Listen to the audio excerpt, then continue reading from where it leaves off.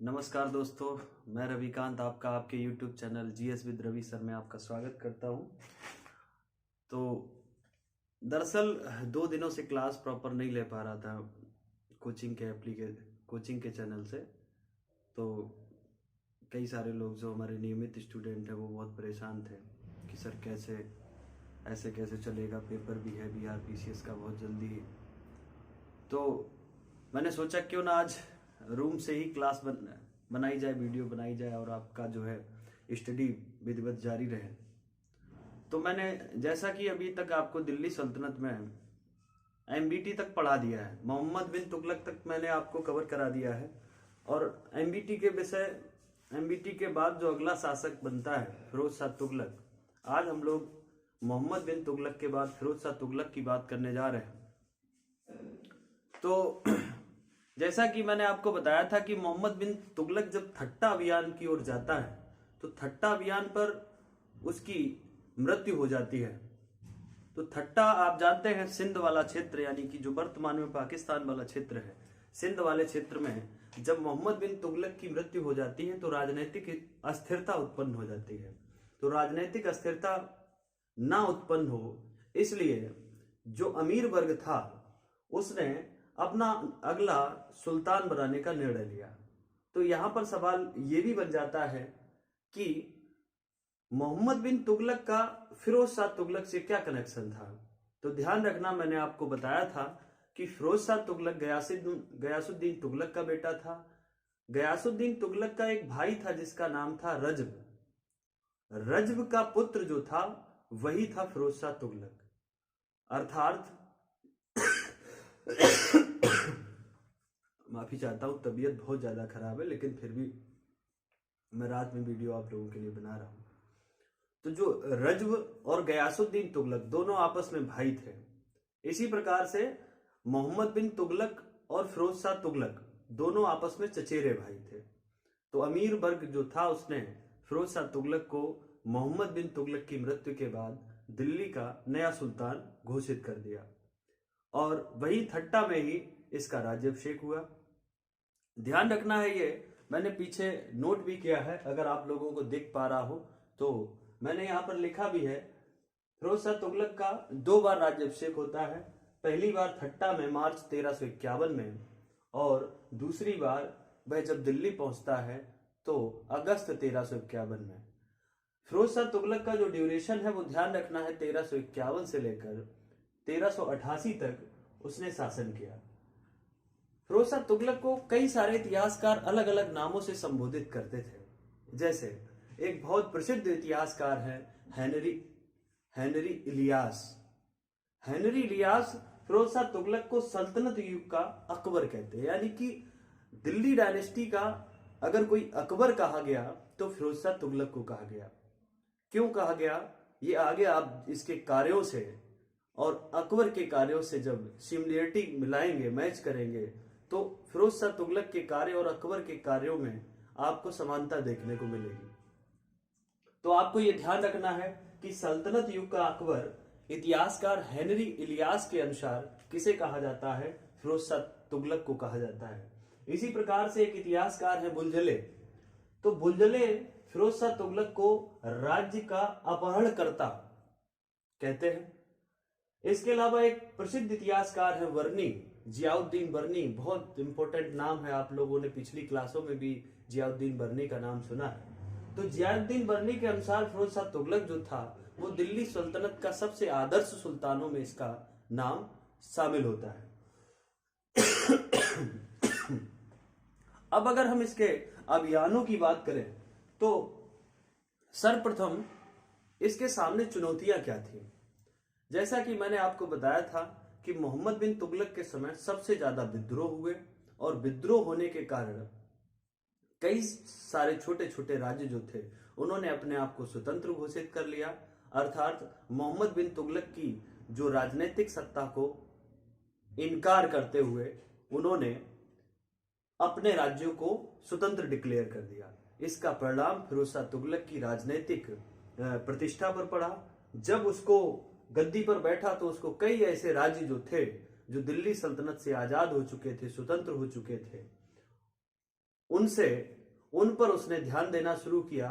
तो फिरोज शाह तुगलक ने यहां पर एक ऐसी नीति अपनाई, जो राज्य स्वतंत्र हो गए थे उनको स्वतंत्र होने दिया, उन पर ज्यादा दबाव नहीं बनाया, लेकिन जो राज्य दिल्ली सल्तनत में शामिल थे उनके विकास में, उनके कल्याण में, वहां की जनता के डेवलपमेंट में इसने अपना पूरा ध्यान लगाया। अर्थात ये समझ में आता है कि इसने जो राज्य स्वतंत्र हो चुके थे उनको जीतने का प्रयास नहीं किया, लेकिन जो राज्य इसके पास थे वो अलग ना हो, उसका प्रयास फिरोज शाह तुगलक का आपको देखने को मिलता है।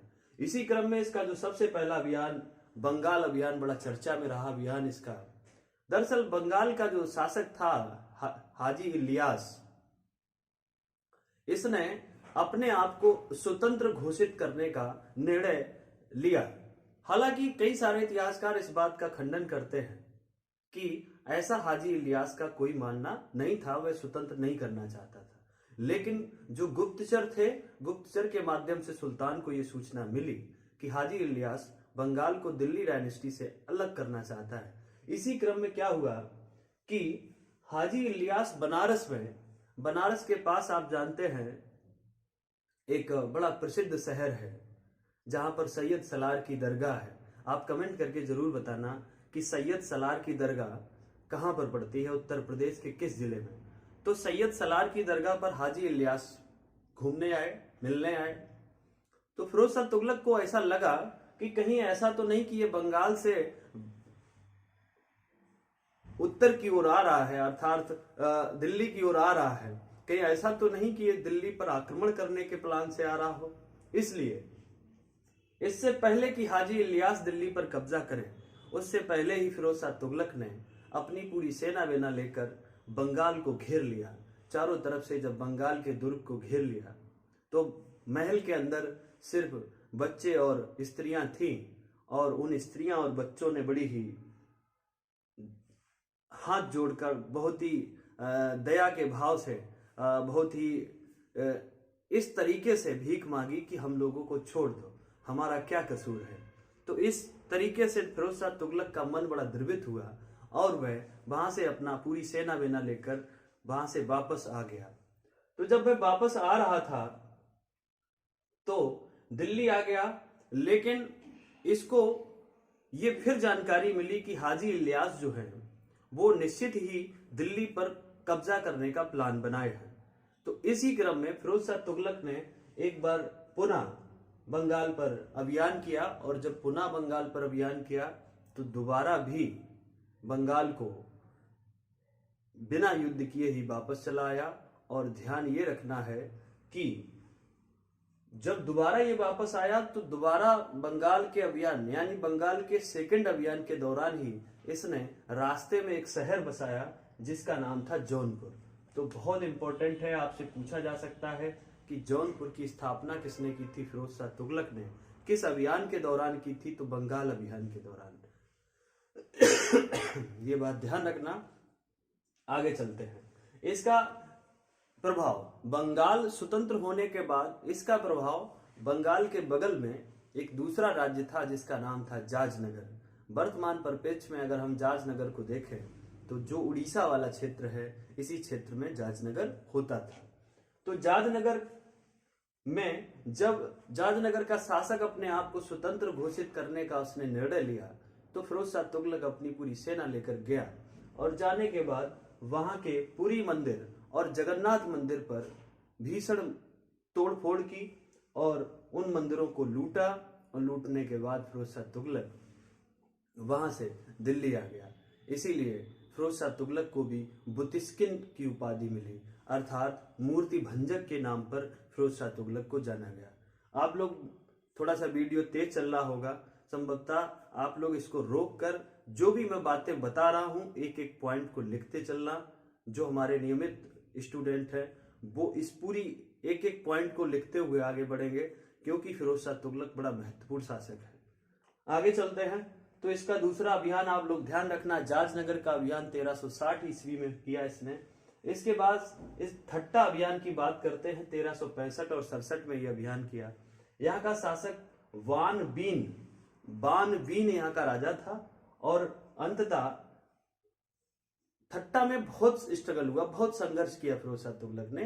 फाइनली आप बस इतना याद रखना कि अंततः जो बानबीन था उसने फिरोज शाह तुगलक की अधीनता स्वीकार कर ली और दिल्ली सल्तनत में बना रहा। अगर हम लोग फिरोज शाह तुगलक के प्रमुख कार्यों की बात करें तो इसने कृषि क्षेत्र में बहुत ज्यादा कार्य किए। इसने किसानों का ऋण जो लगभग उस समय 2 करोड़ टन का था, 2 करोड़ टन का इसने किसानों का ऋण माफ कर दिया। और गंभीर दंडों जो उस समय मोहम्मद बिन तुगलक के समय पर दंड के बहुत खतरनाक प्रावधान थे। मैंने मोहम्मद बिन तुगलक पढ़ाते समय आपको बताया है कि मोहम्मद बिन तुगलक को रक्त पिपासु कहते थे। रक्त पिपासु का तात्पर्य होता है खून का प्यासा। तो मोहम्मद बिन तुगलक जो था वो खून का प्यासा शासक था। उसके शासन के समय दरबार के सामने हमेशा कोई ना कोई मरा पड़ा रहता था, खून बहता रहता था, कभी इसको मार दिया, कभी उसको मार दिया। तो ये मोहम्मद बिन तुगलक के समय पर स्थितियां थीं, यानी कि दंड के कठोर प्रावधान थे। किसी का हाथ काट लेना, किसी का सर कलम कर देना, किसी का पैर काट देना, किसी की जीभ काट लेना, इस प्रकार के दंड मोहम्मद बिन तुगलक के समय हुआ करते थे। तो जब फिरोज शाह तुगलक दिल्ली की गद्दी पर बैठा, इसने जो भी गंभीर दंड थे उन सबको समाप्त कर दिया, उनका अंत कर दिया। तो बड़ा अच्छा कार्य किया। तो इसीलिए अभी जो यहां पर हेनरी इलियास जो कहते हैं इसके बारे में कि ये दिल्ली सल्तनत का अकबर है, तो अकबर यूं ही कहते हैं। क्यों? क्योंकि ये थोड़ा सा उदारवादी शासक आपको देखने को मिलता है अपेक्षाकृत मोहम्मद बिन तुगलक के। अगर हम लोग आगे बात करें तो इसने 24 कष्टदायक करों को समाप्त करके 4 कर स्वीकार किए। मैंने आपको पीछे पढ़ाया है कि अलाउद्दीन खिलजी के समय ऐसी स्थिति आ गई थी कि उसने हर चीज पर टैक्स लगा दिया था। अलाउद्दीन खिलजी ने जानवरों के चराने पर चराई कर, घरों में रहने वाले लोगों पर घराई कर, ऐसे कई सारे टैक्स लगा दिए थे अलाउद्दीन खिलजी ने।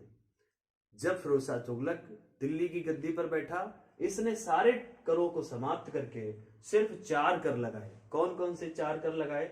एक तो जजिया कर, बड़ा प्रमुख टैक्स है, आप जानते हैं जजिया कर ये गैर मुस्लिम लोगों पर लगाया जाने वाला कर था। लेकिन इसमें एक बात ध्यान रखनी है आपको, फिरोज शाह तुगलक पहला ऐसा शासक देखने को मिलता है जिसने गैर मुसलमानों में ब्राह्मणों को भी इंक्लूड कर दिया। यानी कि इसके समय पर ब्राह्मणों पर भी जजिया कर लागू था। यानी कि ऐसा नहीं था कि ब्राह्मणों को छूट थी जजिया कर से। जबकि इससे पहले के सुल्तानों को आप अगर अध्ययन करेंगे तो वहां पर देखेंगे, इससे पहले के जो सुल्तान थे उन्होंने ब्राह्मणों को जजिया कर से राहत दे रखी थी, अर्थात ब्राह्मणों को जजिया कर से छूट थी। लेकिन इसने सभी हिंदुओं पर जजिया कर लागू कर दिया। अगर हम बात करें अगले टैक्स की, जकात। जकात मुस्लिमों की संपत्ति पर लगाया जाने वाला कर होता था। अगर कोई मुस्लिम व्यक्ति है वो संपत्ति रखता है तो उस संपत्ति का लगभग 2.5% टैक्स लगता था। अगर इसी क्रम में हम देखें, जकात के बाद खराज। खराज एक भूमि पर लगने वाला टैक्स होता था। अगर फसल जो है, फसल का 1/3 भाग सुल्तान को देना होता था, अर्थात उपज कर इसे हम कह सकते हैं खराज को, या भूमि कर कह सकते हैं। ठीक है, तो भूमि कर फिरोज शाह तुगलक के समय 1/3 भाग सुल्तान को देना होता था। इसी क्रम में लास्ट जो टैक्स है, आपको हो सकता है नहीं दिख रहा हो, वीडियो के माध्यम से बोर्ड पर नहीं दिख पा रहा हो, तो मैं बता रहा हूं, लास्ट टैक्स है खम्स, जिसे किताबों में खुम्स भी लिखा मिलेगा, खुम्स या खम्स। ये एक प्रकार का धन होता था जो लूट में प्राप्त किया जाता था। जब राजा किसी दूसरे राज्य पर हमला करता था तो वहां से जो धन या संपत्ति लूटी जाती थी, उसी को, सैनिकों द्वारा लूटी गई संपत्ति को ही खुम्स या खम्स कहते थे। तो ये बात आपको ध्यान रखना है। इसके बाद इसने एक सिंचाई कर जो था उसको भी समाप्त कर दिया। हके सर्व। हके सर्व एक सिंचाई कर हुआ करता था जो 10% लगता था, तो इसने अपना सिंचाई कर भी जो था वो समाप्त कर दिया। तो इसने काफी अच्छे काम किया, आप देख पा रहे होंगे। इसी क्रम में अगर हम लोग बात करें, एक आब बाब क्या था? कृषि कर था, यानी कि एग्रीकल्चर टैक्स था, इसको भी इसने समाप्त कर दिया। इसके अलावा आब बाब, दोबारा बोल रहा हूं, रिपीट कर रहा हूं, आप ध्यान से सुनना। आब बाब ये क्या था? एक कृषि कर था, जिसे समाप्त कर दिया। इसके अलावा इसने जागीरदारी प्रथा जो थी उसको पुनः शुरू किया। जागीर आप समझते हैं कि कोई प्रशासनिक अधिकारी है, उसको एक निश्चित भौगोलिक क्षेत्र दे दिया जाता है और उसके अंतर्गत वह क्या करता है, उस निश्चित भौगोलिक क्षेत्र से जो राजस्व है, रेवेन्यू है, वो कलेक्ट करता है, लगान या कर वसूलता है और उसी कर के पैसे से कुछ हिस्सा सुल्तान को बेचता है, बाकी के हिस्से से अपना वह क्षेत्र का प्रशासन चलाने में यूज करता है। उसी व्यवस्था को क्या कहते हैं? जागीरदारी प्रथा। तो इसने जागीरदारी प्रथा की पुनः शुरुआत की थी फिरोज शाह तुगलक ने। ध्यान रखना है, सैनिकों का जो पद था वो वंशानुगत कर दिया। ये एक थोड़ा सा वर्तमान परिप्रेक्ष्य में अगर हम लोग बात करें तो ये थोड़ा सा अलग टाइप का है। अगर मान लिया किसी सैनिक का पद वंशानुगत करने से, अगर मान लिया सैनिक के घर में कोई डरपोक पैदा हो गया, फिर छिपकली से डरता है, चूहे से डरता है, तो अगर तो ये जो व्यवस्था थी सैनिकों का पद वंशानुगत, हो सकता है मेरे लिहाज से ये व्यवस्था ठीक नहीं इसने चलाई, हालांकि इसने शुरू की, आपको ये याद रखना है। खुतबे में दिल्ली के पूर्व सुल्तानों का उल्लेख किया। इससे पहले जो भी सुल्तान हुए उन्होंने सिर्फ अपना उल्लेख किया था खुतबे के अंदर, लेकिन फिरोज शाह तुगलक पहला ऐसा शासक था जिसने अपने से पहले दिल्ली सल्तनत के सभी सुल्तानों का उल्लेख खुतबे में किया। खुतबा एक प्रति होती है जिसमें सारे सुल्तान अपना विवरण लिखते हैं। इसमें एक चीज ध्यान रखना है, ऐबक को छोड़कर, कुतुबुद्दीन ऐबक को छोड़कर इसने सारे सुल्तानों का जिक्र अपने खुतबे में किया। इसने एक दीवाने बंदगान विभाग की स्थापना की। दीवाने बंदगान जिसे दास विभाग कहते हैं, तो दास विभाग किसने बनाया? फिरोज शाह तुगलक ने। फिरोज शाह तुगलक के समय 1,80,000 गुलाम हुआ करते थे। 1,80,000 गुलाम।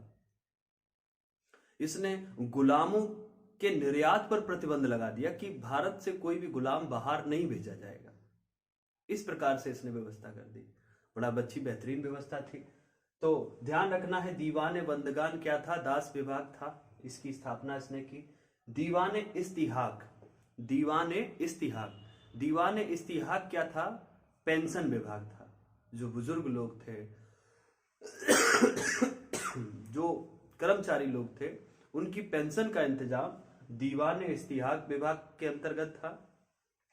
इसने दीवाने खैरात, दान विभाग भी खुलवाया, जिसमें लोग अपनी बचत का कुछ पैसा दान करते थे, डोनेट करते थे, और डोनेट की हुई राशि जो है लोगों के कल्याण में प्रयोग की जाती थी। बड़ा बढ़िया व्यवस्था थी। दीवाने खैरात याद रखना, दीवाने खैरात दान विभाग, दीवाने इस्तियाक पेंशन विभाग, ठीक है। दारुल सफा, दारुल सफा क्या था? खैराती अस्पताल, जो खैरात से चलता था, यानी कि लोगों के चंदे से चलता था, सुल्तान के सहयोग से चलता था, जहां पर फ्री इलाज होता था। खैराती अस्पताल कैसा था? जहां फ्री इलाज होता था। इसने कुछ प्रमुख शहर बसाए हैं, उन शहरों के बारे में परीक्षाओं में खूब पूछा जाता है, जैसे फतेहाबाद, फिरोजाबाद, जौनपुर, हिसार और फिरोजपुर। फतेहाबाद खूब सुना है आपने शहर, फिरोजाबाद भी आपने खूब सुना है, जौनपुर भी सुना है, हिसार भी सुना है और फिरोजपुर भी। इन सारे नगरों की स्थापना फिरोज शाह तुगलक ने की। नहरों का जाल, ध्यान रखना, जो आप दिल्ली के आसपास वर्तमान में नहरें देखते हैं, हरियाणा के अंदर, हरियाणा को सबसे ज्यादा जो वर्तमान में एग्रीकल्चर सेक्टर में जो हरियाणा में हरियाली देखते हो, ये हरियाली कहीं ना कहीं इसका जिम्मेदार फिरोज शाह तुगलक है। इसने बहुत सारी नहरें डेवलप करवाई, फिर वह पश्चिमी उत्तर प्रदेश हो, चाहे हरियाणा हो, चाहे दिल्ली का एरिया हो, चाहे पूरा इलाका जो था, वहां पर बहुत सारी नहरें डेवलप करवाई इसने दिल्ली के आसपास, जिसका वर्तमान में हम क्या देखते हैं, यहाँ पर किसान बड़ा खुशहाल है। इसने 12,000 बागों को लगवाया। बागों का बड़ा शौकीन था, इसको बागों से बड़ा प्रेम था, प्रकृति प्रेमी था, तो इसने 12,000 बागों को लगवाया। आपको ध्यान रखना, टोपरा और मेरठ, टोपरा और मेरठ, टोपरा जगह पड़ती हरियाणा अंबाला में, तो टोपरा में अशोक स्तंभ था और एक मेरठ में था। दोनों अशोक स्तंभों को इसने वहां से उखड़वा कर दिल्ली में जहां आज वर्तमान में कुतुब मीनार है, उसी कुतुब मीनार के बगल में इसने टोपरा और मेरठ के स्तंभ लेखों को इसने वहां स्थापित करवाया। आप बहुत जब भी कभी दिल्ली घूमने जाओ, कुतुब मीनार देखने जाओ, तो वहां पर देखना महरौली का एक स्तंभ है और उसी के बगल में टोपरा और मेरठ से लाए हुए भी अशोक के स्तंभों को स्थापित इसने करवाया। शरीयत और उलेमाओं को प्रशासन में ध्यान रखना, इसने अपने प्रशासन में शरीयत और उलेमा वर्ग जो था उसको उच्च पदों पर आसीन किया, ठीक है, उनको प्रधानता दी। 2 बार इसको खलीफा ने सुल्तान की पदवी से घोषित किया। तो यानी कि जो खलीफा होता था इस्लाम का सबसे बड़ा अधिकारी, उसने फिरोज शाह तुगलक को 2 बार सुल्तान घोषित किया। ध्यान रखना मेरे भाई। आगे चलते हैं। इसकी जो जीवन पर जो किताबें लिखी गई, जिनमें एक किताब बहुत फेमस है, जो किताब इसने खुद लिखी, उस किताब का नाम है फुतहुत ए फिरोज शाही। एक बार दोबारा बोल रहा हूं, फुतहुत ए फिरोज शाही। ये आत्मकथा है, ये फिरोज शाह तुगलक ने खुद लिखी। अच्छा, बर्नी ने इसके ऊपर 2 किताबें लिखी। एक किताब थी फतवा ए जहांदारी और दूसरी किताब है तारीख ए फिरोज शाही। फतवा ए जहांदारी और तारीख ए फिरोज शाही, ये दोनों पुस्तकें किसकी हैं? जियाउद्दीन बर्नी की हैं। इसी प्रकार से एक तारीख ए फिरोज शाही ही नाम से एक और किताब एक दूसरे लेखक ने लिखी। किताब का शीर्षक वही है, तारीख ए फिरोज शाही, लेकिन लेखक अलग अलग है। तो तारीख ए फिरोज शाही नाम से 2 लोगों ने किताबें लिखी, एक जियाउद्दीन बर्नी ने, दूसरी किताब लिखी शम्स ए सिराज ने।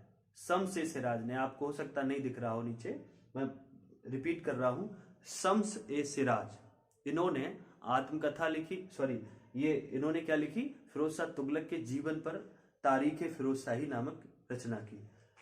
इसने जल घड़ी का आविष्कार किया, ये बड़ा अच्छी बात है। इसने जल घड़ी, यानी कि जल में देखकर आप समय बता सकते हैं कि कितना बजा है। आपने अपने आसपास के क्षेत्र में सुना होगा कि पहले के बड़े बुजुर्ग हुआ करते थे, वो सूरज को देख के बता देते थे कितना समय हुआ है ना। तो ये सारी जो व्यवस्थाएं थी, तो ध्यान रखना, जलघड़ी का इसने आविष्कार किया। ससगनी नाम का एक चांदी का सिक्का भी इसने चलाया था। ससगनी नाम का इसने एक चांदी का सिक्का भी चलाया था। तो फिरोज शाह तुगलक से जुड़े हुए जो मैंने एक छोटा सा बोर्ड है, यहाँ पर बहुत बड़ा बोर्ड नहीं है, तो मैंने जो समेटने का प्रयास किया फिरोज शाह तुगलक को, उम्मीद है आप लोगों को ये वीडियो बहुत पसंद आएगा, अच्छा लगेगा, आपकी जानकारी के लिए हेल्पफुल होगा। और जो मैंने आपको क्लास नहीं दे पाई आपको कल और आज, वो क्लास मैं आज आपको एक वीडियो ये प्रोवाइड करवा रहा हूँ, और संभवतः सुबह तक मैं आपको एक वीडियो और देने का प्रयास करूंगा।